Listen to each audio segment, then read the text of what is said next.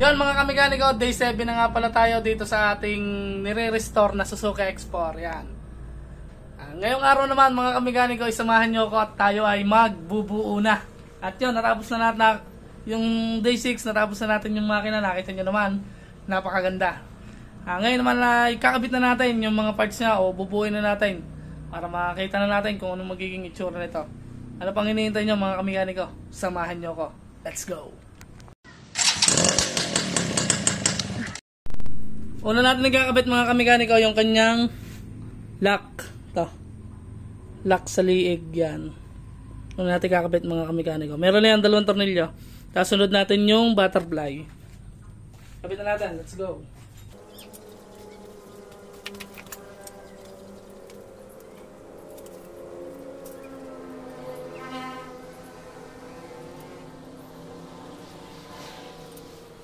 Okay na, next naman natin yung kanyang butterfly. Nilagay ko na yung mga bearing. Tsaka yung, mga cap. Tapos ito yung bearing, nalagay na rin natin. Lagyan na lang natin yung grasa.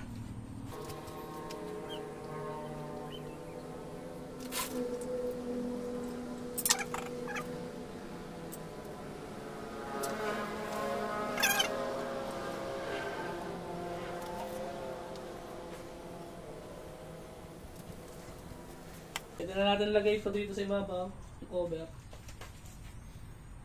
Tapos ito.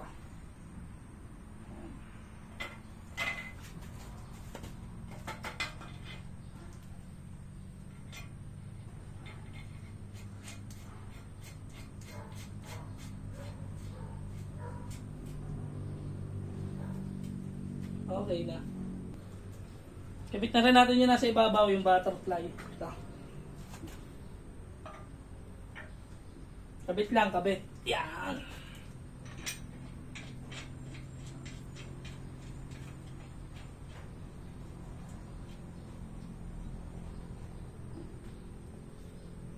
Yan na. Sunod naman natin nagkabit mga kamekaniko yung kanyang shock. Unahin natin yung shock cover. Unahin natin ito mga kamekaniko. Dito yung nakalagay. Tapos, yung shock na. Pit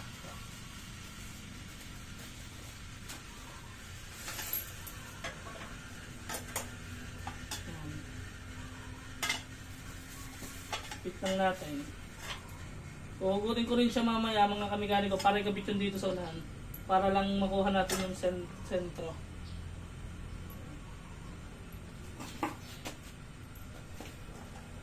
Lagyan na natin ang bolt. Lagyan na natin ang bolt mga kamekaniko.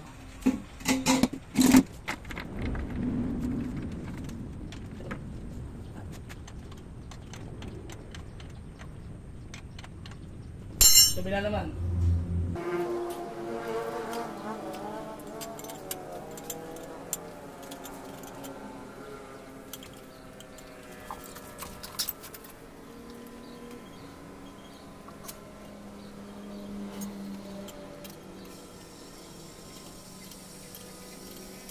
Yeah, pag nalagay na natin mga kamekaniko, pwede na natin ilagay nandito. Ubutin muna ulit natin to.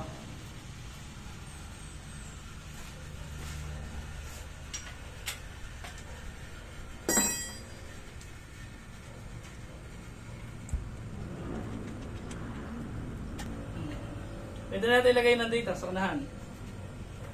Lagyan natin yung kanyang o-ring.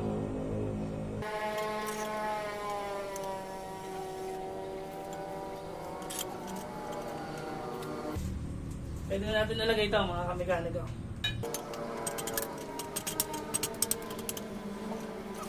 Tayo mag-igpit ito.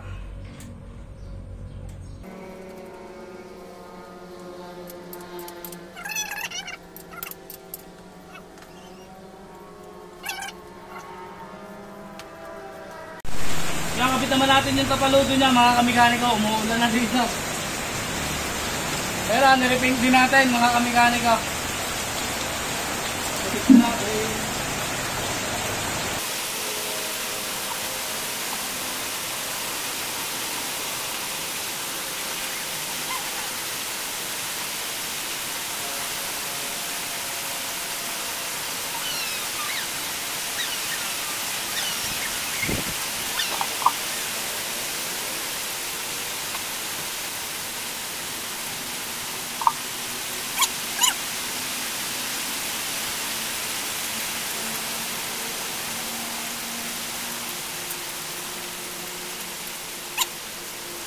Nakakabit naman natin yung kanyang pinakatungtungan ng preno.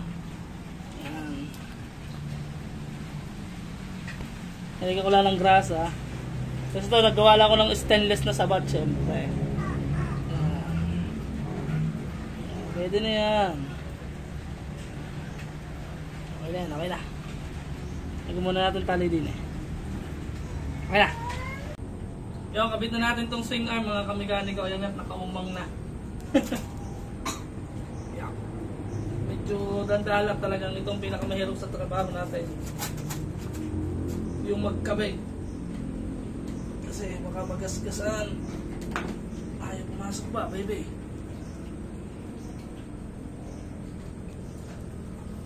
Rojun! Yun, pumasok na. Nilagyan ko lang ng grasa yung ehe.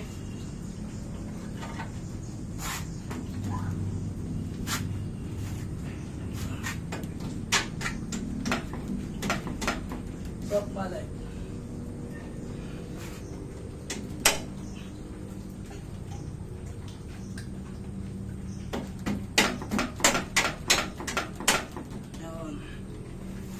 Pwede natin yung kanyang shock.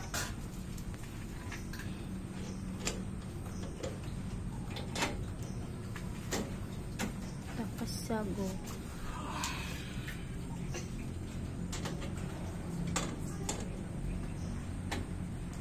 Alright. Ayun na. Manubela na tayo. Manubela. Hindi na siya nabubuo, mga kamekaniko. Yeah.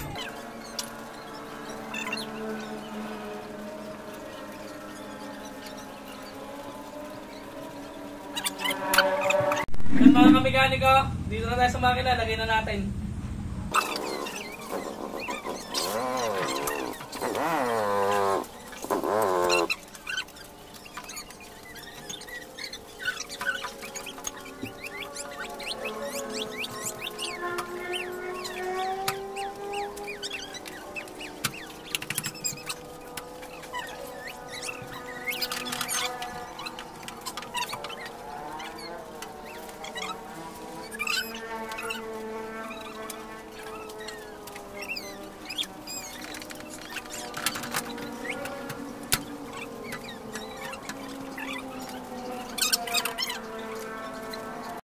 Kabit naman natin yung cylinder head, mga kamekaniko. Nakabit na natin yung makina, okay na. Cylinder head naman.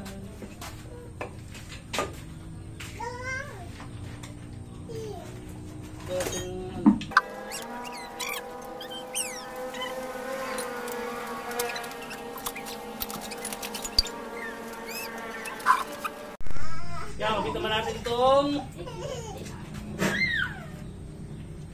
langisan. Ayan mga kamekaniko, bibitinin ko na muna ulit kayo at anong oras na, alas 6 na.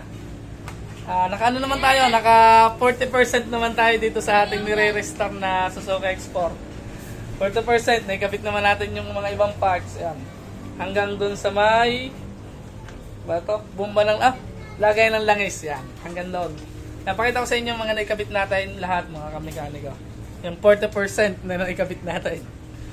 Yan, ito yung sinasabi ko sa inyo, 40%. Yan, nagabit na natin yung mga tapalo sa likod. Yan. Shock. Wala pang tornilyo yung shock. Tsaka yung kanyang swing arm. Yung makina, nilagay na natin. Yan. Ito yung buong unahan. Ang wala na lang dyan ay headlight. Tsaka cowling yan. Marami pa rin mga kamekaniko. Kaya 40% pa lang. Magwa-wiring pa tayo dito.